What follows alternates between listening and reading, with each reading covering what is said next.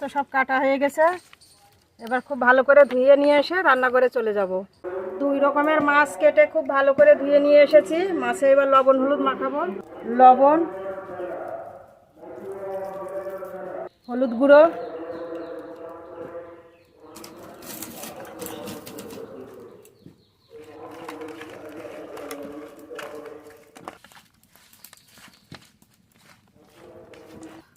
উনান ধরিয়ে নিয়েছি, কড়াইও বসিয়ে দিয়েছি। কড়াই গরম হয়ে গেছে, কড়াইতে সর্ষের তেল দেবো। সর্ষের তেল, গ্লাস কাপ মাছ আগে ভেজে নেব।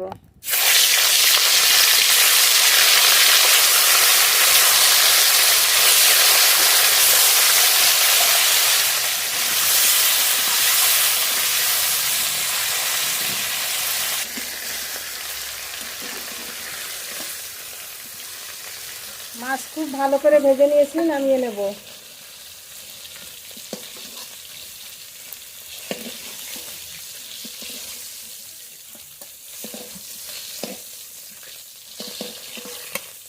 এই তেলে চিংড়ি মাছগুলো ভেজে নেব।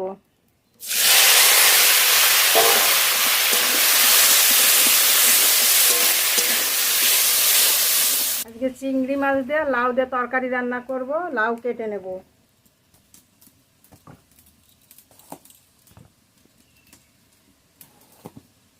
একদম কচি লাউ।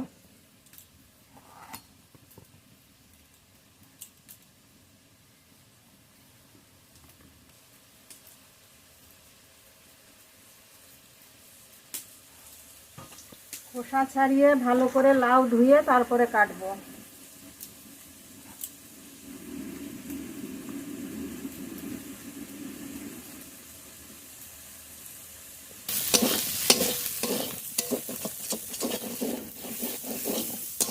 চিংড়ি মাছ ভাজা হয়ে গেছে, নামিয়ে নেব।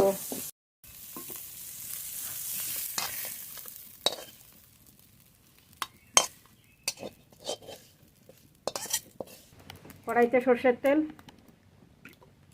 আজকে মাছের ঝোলটা ভাজা মশলা দিয়ে রান্না করব। তাই আগে মশলাটা ভেজে নেব। এখানে নিয়েছি পেঁয়াজ, রসুন, জিরে, আদা, কাঁচা লঙ্কা, সব একসঙ্গে ভেজে নেব।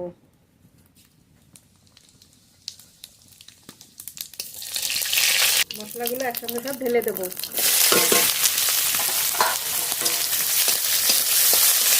লবণ, হলুদ গুঁড়ো। মশলাটা ভাজা হয়ে গেছে, খুব কড়া করে ভাজিনি। এবার শিলের করে নামিয়ে নেব।